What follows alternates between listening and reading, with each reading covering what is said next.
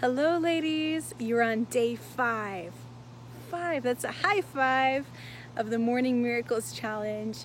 And I am so glad that you're having the conversations you're having. And by now you've probably noticed that the women that you're with are surprising.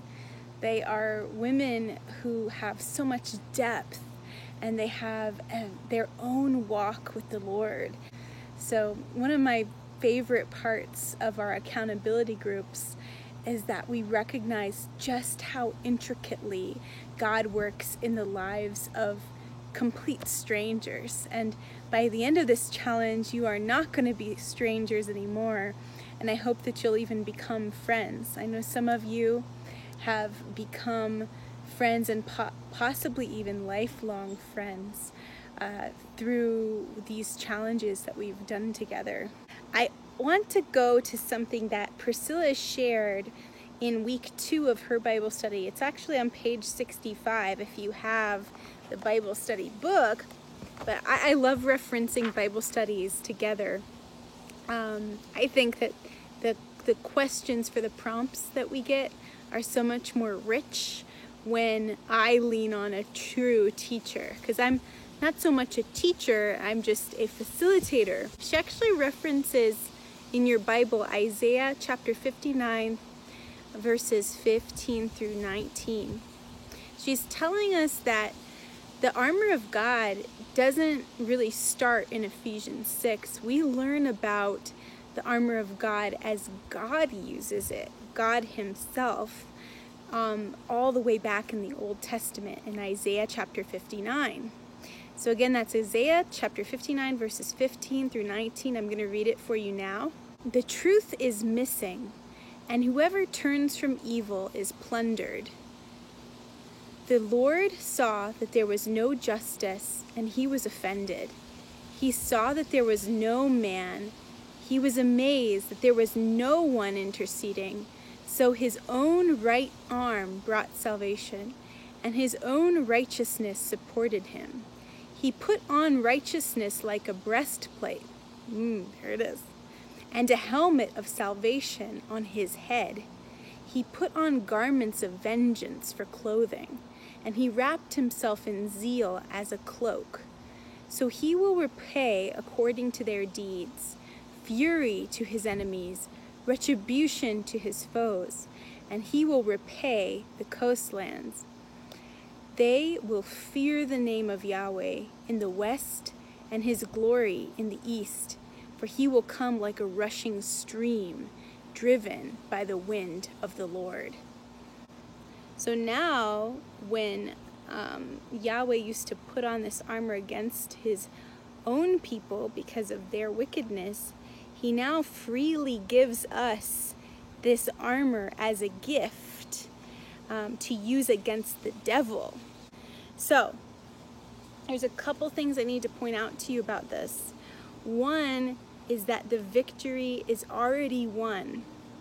The other thing to point out is that the armor that you've got that we're talking about, that belt of truth, that breastplate of righteousness, and every other piece of armor that we're going to talk about is actually God's armor. It's not your armor. You're not putting on your truth.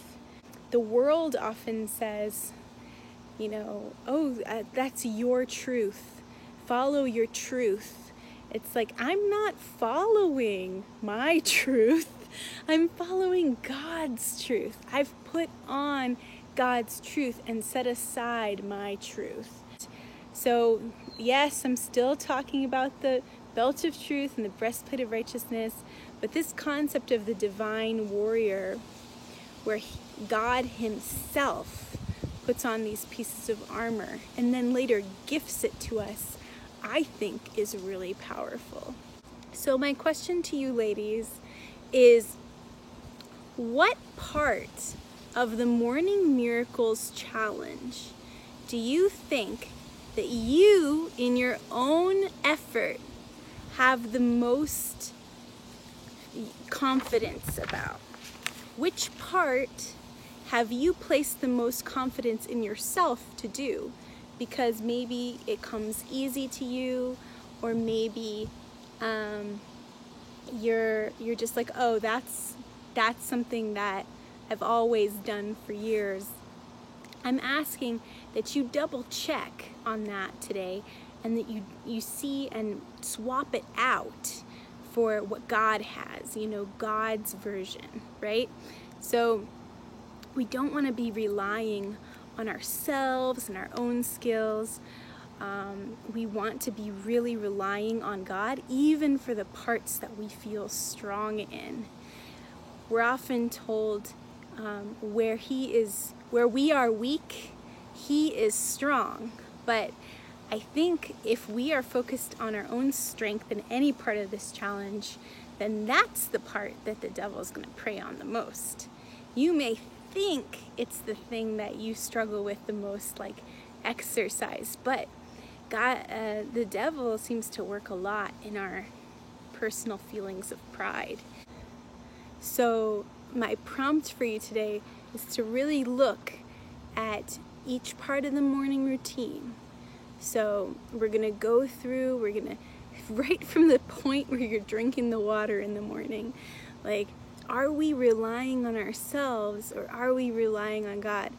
Can we shift our focus a little bit? Where do you need that focus shift the most? Where have you been feeling most self-confident and you need to swap that out for God confidence? So when you grab that glass of water in the morning, are you just like, it's coming out, glug, glug, or are you grateful? When I lived in Guatemala, they don't have clean water coming from their faucets the way we do in the United States. They have water that you don't want to drink coming out of there.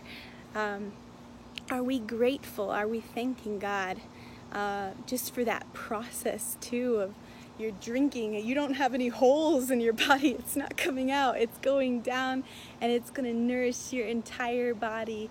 It's going to get you started right. Man does not live on bread alone, but by every word that flows from the mouth of God, from His word. So we need to be thinking about not just the physical or easily doing the things, going through the motions, but how is God behind every piece of this Morning Miracles Challenge, and how can we rely on Him even more? I'm excited to see how you rely on Him more for your day 5 and how you talk about it with your team members, your squadron. I will see you later. Thanks for tuning in. This is Laura Gabriel, signing off.